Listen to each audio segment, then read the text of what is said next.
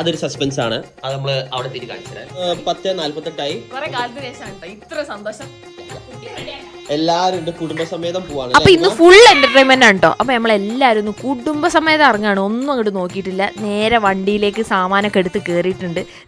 ഇവിടെയാണ് നമ്മളെ ഒരു നൊസ്റ്റാൾജിക് വൈബ് അടിക്കണത്. നമ്മൾ പണ്ട് എല്ലാവരും കൂടി ഫിലിം കാണാൻ പോണ ഒരു വൈബില്ലേനോ, അത് അങ്ങോട്ട് നഷ്ടമായില്ലേനോ, അത് തിരിച്ചു വന്നിട്ടുണ്ട്. ഇത് കത്തുന്ന എനിക്ക് തോന്നുന്നത് കേരളം മൊത്തം കത്തും. യെസ്, അവർ ജനപ്രിയ നായകൻ ദിലീപേട്ടൻ ഈസ് ബാക്ക്. അപ്പൊ ദിലീപേട്ടന്റെ ബബ്ബ കാണാനാണ് കേട്ടോ ഇന്ന് നമ്മളെല്ലാരും കൂടി വന്നത്. ഇത് പൊളിക്കൂട്ടോ. നിങ്ങൾ വലതുകാലം വെച്ച് തിയേറ്ററിലേക്കാണ്ട് കേറിട്ടോ. എന്താ വൈബ്! അവിടെ ജനസാഗരന്ന് ദിലീപ് വന്ന്, അത് കഴിഞ്ഞ് ലാലേട്ടൻ വന്നപ്പോ തിയേറ്റർ അങ്ങോട്ട് ആളിക്കത്തി. ഏതാ വൈബ്! നൊസ്റ്റാൾജിയ അടിച്ചു, നൊസ്റ്റാൾജിയ. സൂപ്പർ പട. മസ്റ്റ് വാച്ച് ഇൻ തിയേറ്റർ എന്ന് ഞാൻ പറയും. അത്രക്ക് അടിപൊളിയാണ്.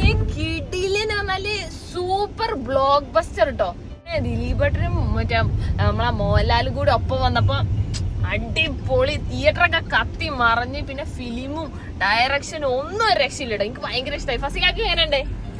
അടിപൊളിയാണോന്നോ, വേറെ മൂഡ് പടം. ഫാമിലി ആള് കാണാൻ ഇതില് ഈ പ്രാവശ്യം ദിലീപ് കത്തിക്കും. കോടതിക്കൊപ്പം കോഴിക്കോട് നിന്ന് അപ്സരയെന്നോ അങ്ങനത്തെ വലിയ വലിയ തിയേറ്റർ പോയി കാണാം.